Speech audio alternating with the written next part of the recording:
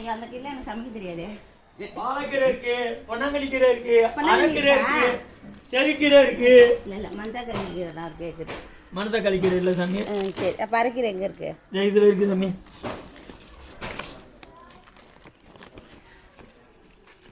அந்த பைய எடுத்துட்டு சாமி, எடுத்துட்டேன்னா சவுல் மாட்டிக்கலாம்.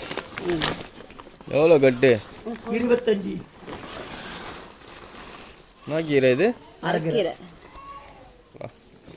25 ரூபாவா? ஆமாய்யா. தாராளமாக வாங்கலாம்.